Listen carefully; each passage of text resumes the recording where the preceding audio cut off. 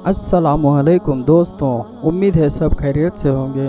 दोस्तों, आज हम बात करेंगे एक 3 अमल के बारे में, जो ऐसे अमल हैं जिससे हम लोग समझते हैं कि ये करने से हमारा माल कम हो जाएगा या हमारा दीन कम हो जाएगा। दीन तो बेशक किसी का भी कम नहीं होता, लेकिन कुछ लोग ऐसा सोचते हैं कि हाँ, हमारे दीन में ऐसा हो जाएगा, मैं ये करूँगा तो ये हो जाएगा। तो इसके ऊपर ये वीडियो है कि अगर आप हजरत से सुन लेंगे, आप हजरत से दरख्वास्त है कि इसको पूरा से पूरा सुने, जो कि आप लोगों को एक बहुत बढ़िया मैसेज मिलेगा जो हमारे दीन के बारे में है। तो दोस्तों, चलिए शुरू करते हैं। इससे पहले इस वीडियो को लाइक, कमेंट और शेयर ज़रूर करना, ताकि ये वीडियो और लोगों तक पहुँचे और वो भी इस जानकारी को जान ले और आपके बारे में एक अच्छी सोच आए कि आप कितने अच्छे वीडियो देखते हैं, कितने अच्छे वीडियो शेयर करते हैं। तो सब्सक्राइब ज़रूर कर लेना, ताकि मैं और भी वीडियो आपके लिए ला सकूं। चलिए दोस्तों, शुरू करते हैं। मेरे प्यारे आका सल्लल्लाहु ताला अलैहि वसल्लम के प्यारे दीवानों, रसूल गिरामी वक़ार सल्लल्लाहु ताला अलैहि वसल्लम ने इस तरीके से इरशाद फरमाया। अब हजरत अब्दुर्रहमान इब्न औफ रदी अल्लाह ताला अन्हु से रिवायत है कि रसूलुल्लाह सल्लल्लाहु अलैहि वसल्लम ने इरशाद फरमाया, 3 काम हैं कि कसम है उस ज़ाते वहदहू ला शरीक की जिसके कब्जे में मेरी जान है। हजरत अब्दुर्रहमान इब्न औफ रावी हैं और सरकार कसम खा करके फरमाते हैं कि उस रब्बे कदीर की कसम जिसके कब्जे कुदरत में मेरी जान है, 3 काम हैं कि मैं उनके सिलसिले में हल्फ उठा करके कहता हूं, यानी मैं कसम खा करके कहता हूं कि ये 3 काम जो है, इसका अज्र क्या है, सुने आप। ये 3 काम कौन से हैं, उसे समात फरमाए। सरकार ने फरमाया, सदका करने से माल कम नहीं होता। यानी इस बात पर हुजूर हलफ उठा रहे हैं, कसम खाकर कह रहे हैं, सदका करने से क्या नहीं होता, माल कम। आप समझते हैं कि माल गया नहीं, माल आया। और यहां एक बात मैं अर्ज कर दूं, जब भी फैसला करना हो, बहुत नुक्ते की बात अर्ज करना हो, जब भी फैसला करना हो और फैसले के मौके पर एक तरफ ईमान हो और दूसरी तरफ अक्ल हो, तो ईमान पर फैसला करना, अक्ल पर फैसला मत करना। अब समझाता हूं आपको। आपके पास 10,000 हैं और कोई जरूरतमंद आ गया, घर पे भी आपके पास पैसे पड़े हैं, जरूरतमंद आ गया और उसे 8,000 की जरूरत है। आप 10,000 में से 8,000 निकाल कर देना चाहेंगे, तो आपकी अक्ल कहेगी, यार 8,000 कम हो जाएंगे 10,000 में से। ईमान कहता है, नहीं, 8,000 देगा, 80,000 मिलेंगे। तो अब होना ये चाहिए कि अक्ल के फैसले को छोड़ दो, ईमान के फैसले पर अमल करो। तो जब कभी अक्ल और ईमान का फैसला करने का वक्त आ जाए कि अक्ल पर फैसला करें या ईमान पर, तो ईमान पर फैसला। तो अब हुजूर फरमाते, देखिए हुजूर सल्लल्लाहु अलैहि वसल्लम फरमाते हैं, सदका करने से माल कम नहीं होता। अब दूसरी चीज, इसलिए कि 3 बातों पर हुजूर ने कसम खाई है। दूसरी चीज, जो बंदा कोई ज्यादती माफ कर दे तो उसके बदले में अल्लाह कयामत के रोज उसकी इज्जत बढ़ाएगा।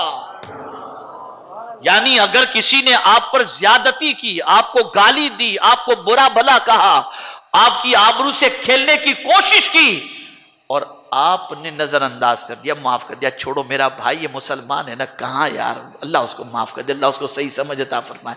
मेरे आका सल्लल्लाहु अलैहि वसल्लम कसम खा करके कहते हैं, ऐसे बंदे की इज्जत अल्लाह कयामत में बढ़ा देगा, और जिसकी इज्जत अल्लाह कयामत में बढ़ाए, उसकी इज्जत मेरा मौला दुनिया में भी बढ़ा देगा।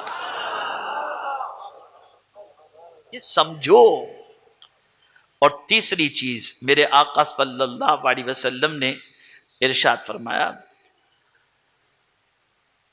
کہ تم معاف کر دیا کرو. اگر تمہارے ساتھ کوئی زیادتی کرے نا تو معاف کر دیا کرو، اللہ تعالیٰ تمہیں عزت بخشے گا. میرے پیارے آقا صلی اللہ علیہ وسلم کے پیارے دیوانوں، ہاں تیسری بات، جو شخص اپنے لیے بھیک مانگنے کا دروازہ کھولتا ہے، جو شخص اپنے لیے بھیک مانگنے کا دروازہ کھولتا ہے، اللہ تعالیٰ اس کے لیے غربت کا دروازہ کھول دیتا ہے. بہت سارے مانگنے والے آپ کو ایسے ہی ملیں گے، اللہ ماشاء اللہ، جب دیکھو تب. اللہ اس چیز سے بچائے، ایسی مشکل سے بچائے. یہاں ایک حدیث عرض کر دوں، بہت تفصیلی موضوع ہے اور میں زیادہ وقت نہیں لینا چاہتا. اب یہاں ایک اور چیز میں عرض کر دوں. میں نے کل ہی چتردرگ کے اندر اولاد کی تربیت پر میں نے جو گفتگو کی تھی، اس پر میں نے ایک حدیث شریف بیان کی تھی. اب وہ حدیث شریف کیا ہے؟ حضرت سعد ابن ابی وقاص رضی اللہ تعالی عنہ بیمار ہوئے، میرے آقا صلی اللہ علیہ وسلم کی خدمت میں حاضر آئے اور عرض کرنے لگے، یا رسول اللہ صلی اللہ تعالی علیہ وسلم، میرے پاس جو کچھ ہے میں چاہتا ہوں اسے اللہ کے نام پہ قربان کر دوں، لٹا دوں، صدقہ کر دوں. سرکار نے فرمایا نہیں، منع فرمایا حضور، نہیں اتنا سارا نہیں. تو عرض کرتے ہیں حضور تہائی؟ سرکار نے فرمایا نہیں. اچھا حضور میں نصف اللہ کے نام پہ دے دوں؟ سرکار نے فرمایا نہیں. کہا اچھا حضور چوتھائی دے دوں؟ اب حضور نے جو فرمایا وہ سن لو، ایک دستور ہے آپ کے لیے، ہمارے لیے، سب کے لیے. میرے آقا صلی اللہ علیہ وسلم نے ارشاد فرمایا، سب کچھ اللہ کے نام پر لٹا کر اپنے بچوں کو مانگنے والا بنا کے نہ رکھنا. اس لیے کہ اپنے بچوں کے لیے عزت سے کھانے کے لیے روٹی روزی کا انتظام یا ان کے لیے کچھ رکھ کر کے مرنا، یہ اس سے بہتر ہے کہ تمہارا بیٹا در در جا کر کے بھیک مانگے. یہاں ایک حدیث شریف، اس حدیث شریف کی روشنی میں سرکار اپنی امت کو یہ تعلیم دے رہے ہیں کہ سب لٹانے کی فکر مت کرو، اپنی اولاد کی بھی فکر کرو، اس لیے کہ اولاد کی ذمہ داری قدرت نے تمہارے سر پر رکھی ہے، اور تم اگر اپنی اولاد کے لیے انتظام کر کے اور کچھ رکھ کر کے مرتے ہو تو تمہاری اولاد کو در در ٹھوکریں کھانے کی ضرورت پیش نہیں آئے گی، ورنہ ہوگا یہ کہ تم سب دے دو گے اور تمہارا بیٹا کاسے گدائی لے کر سب سے بھیک مانگتا رہے گا. اسی لیے حضور کو مانگنا لوگوں سے بالکل پسند نہیں تھا. سرکار صلی اللہ علیہ وسلم اس کو عیب تصور کرتے، فرمایا کرتے تھے خیر الید ید العلیا، بہترین ہاتھ وہ ہے جو اوپر والا ہاتھ ہو، یعنی دینے والا ہاتھ ہو.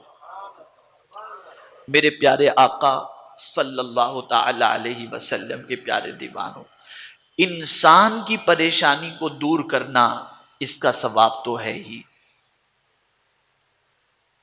پھر اس کے ساتھ جانور کی پریشانی دور کرنا اس پر بھی ثواب ہے، اور مسلمان کی پریشانی کو دور کرنا اس کا ثواب تو کیا کہنا. میں آپ کو ایک واقعہ سناتا ہوں. اس زمانے میں جب یہ بال پین، فاؤنٹن پین، یہ ساری پینوں کا رواج نہیں تھا، تو لوگ لکڑی کی قلم سے جو ہے وہ سیاہی میں ڈبو کر لکھا کرتے تھے. ایک بزرگ اسی اپنے لکڑی کے قلم کو انہوں نے سیاہی میں ڈبوئی اور نکالے. لکھنا چاہتے تھے کہ ایک مکھی اس کے نوکے قلم پر، یعنی وہ لکڑی کا جو قلم تھا اس کے کونے پر جہاں سیاہی لگی تھی، مکھی آ کر کے وہاں بیٹھ گئی اور اس سیاہی کو چوسنا اس نے شروع کر دی. اس سیاہی کو اس نے چوسنا شروع کر دی. وہ بزرگ قلم کو ایسے ہی پکڑے رہے جب تک کہ مکھی نے سیاہی نہ چوس لی. پھر سیاہی چوس کر مکھی اڑ گئی. انہوں نے قلم کو ڈبایا، لکھنا شروع کر دیا. کچھ دنوں کے بعد انتقال ہوا، وصال ہوا. کسی نے خواب میں دیکھا تو جنت میں ٹہل رہے تھے، پوچھا حضرت کس عمل نے آپ کو نجات کا سامان عطا فرمایا؟ تو جواب میں فرماتے ہیں پیاسی مکھی کے اوپر میں نے رحم کیا، میرے مالک نے مجھ پر رحم فرمایا۔ جب ایک مکھی پر مہربانی کرنے کا یہ اجر ہے تو مسلمان پر مہربانی کرو گے تو کتنا اجر ہوگا۔ تو آج کے بعد، آج کی اس نشست کے اندر آپ یہ سبق لے کر کے اٹھیں۔ بہت تفصیلی موضوع ہے اور میں وقت زیادہ لینا نہیں چاہتا، سسٹم کے اعتبار سے، دستور کے اعتبار سے میں سمیٹتے ہوئے عرض کرتا ہوں۔ 3 باتوں کو ذہن میں رکھو۔ پہلی چیز، کسی مسلمان کے عیب کی تلاش میں نہ لگے رہو، اللہ نہ کرے معلوم ہو جائے، پردہ ڈالو، اور مسلمان کی مدد کرنے کے اندر کوئی کوتاہی مت کرو۔ اور یہ بات یاد رکھنا کہ ان تینوں چیزوں پر اللہ کے رسول صلی اللہ علیہ وسلم نے بشارت عطا فرمائی ہے۔ خبردار، نہ اپنی زبان سے کسی مسلمان کو تکلیف پہنچاؤ، نہ اپنے ہاتھ سے کسی مسلمان کو تکلیف پہنچاؤ۔ جب کوئی شخص اپنے ہاتھ اور اپنی زبان سے کسی مسلمان کو تکلیف نہیں پہنچائے گا تو یہ اس بندے کا مسلمان ہونا، وہ بندہ مسلمانوں میں افضل ہے اور وہ افضل اسلام کا پیروکار مانا جائے گا۔ اس سے یہ نہ سوچیں کہ غیر مسلموں کو مارو اور یہ کرو، نہیں نہیں، یہ مطلب نہیں ہے۔ مطلب یہ ہے کہ جس طریقے سے بھائی بھائی کا حق ہوتا ہے اس میں غیر شامل نہیں ہوتا، ایسے ہی اللہ کے رسول صلی اللہ علیہ وسلم پر نازل ہونے والی کتاب نے مومن کے ساتھ مومن کے حق بیان فرمائے اور فرمایا انما المؤمنون اخوہ، مومن آپس میں بھائی بھائی ہیں۔ تو اس اسلام کے رشتے کی بنیاد پر جو حق بن جاتا ہے اس حق کا لحاظ رکھنا ہے، ورنہ میں نے بتا دیا کہ جانور پر بھی ظلم نہیں کرنا چاہیے۔ ہمارے مذہب میں یہ تعلیم ہمیں عطا فرمائی ہے۔